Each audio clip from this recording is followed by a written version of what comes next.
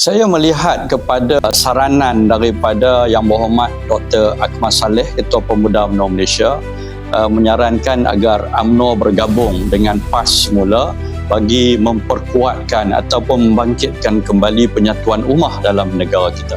Apa yang saya nak cuba sampaikan ialah bagaimana hari ini kalau kita tengok dalam konteks politik negara kita, ialah mungkin orang kata politik ini dinamik. Politik boleh bergerak ke arah kiri, boleh bergerak kanan, depan, belakang, boleh melampaui daripada tembok dan sebagainya kerana dinamiknya politik ini. Tetapi kalau kita lihat daripada sudut sejarahnya, hubungan antara UMNO dan PAS ini ianya tidak boleh berkekal lama, ianya tidak boleh berlangsung dengan lama, dan kita bimbang. Kebimbangan saya hari ini mungkin kita cadar, kita rasa bahawa bila bergabungnya UMNO dengan PAS ini, ia akan boleh membawa satu perubahan yang cukup baik kepada negara kita, kepada politik negara kita, kepada masyarakat yang ada dalam negara kita mungkin. Tetapi kebimbangan saya sejauh mana pengekalan hubungan ini. Kalau kita tengok dulu 74 sampai 78 kita pernah bersama, kemudian berpisah, kita bersama kembali dalam Muafakat Nasional pada ketika itu. Kita sendiri melihat dengan begitu seronok sekali penyatuan Melayu ini, tetapi tidak kekal lama. Kerana apa? Kerana kuasa. Kerana apa? Kerana kita mementingkan kepada diri kita sendiri. Sebab itu ianya tidak kekal.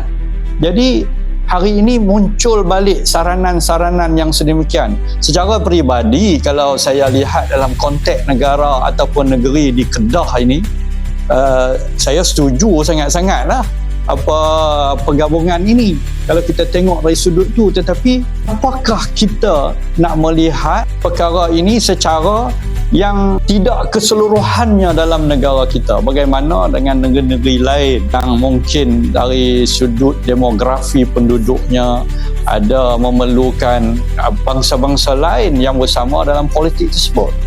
Sudah tentu ianya tidak akan mencapai hasrat yang kita hasratkan ini sepenuhnya, dan barangkali ianya akan berlaku juga sesuatu perkara yang akan memecahkan kita. Jadi saya kalau tanya secara peribadi ini, saya melihat bahawa kita kena buat satu kajian yang betul-betul dapat memberi satu kata putus yang baik, sama ada kita boleh bersama-sama dengan parti PAS ni, UMNO dengan PAS ini duduk sekali lagi untuk kita bekerjasama dalam konteks politik.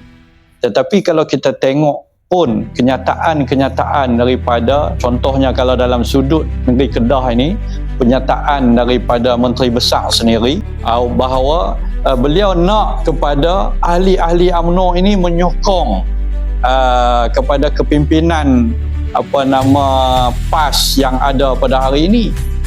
Kalau kita baca betul-betul statement ini, dia nak kita ahli-ahli di peringkat bawah saja menyokong parti beliau, kan? Tetapi bagaimana dengan kepimpinan? Sebab tu saya kata trik ini, statement-statement ini akan menjerat kepada parti UMNO.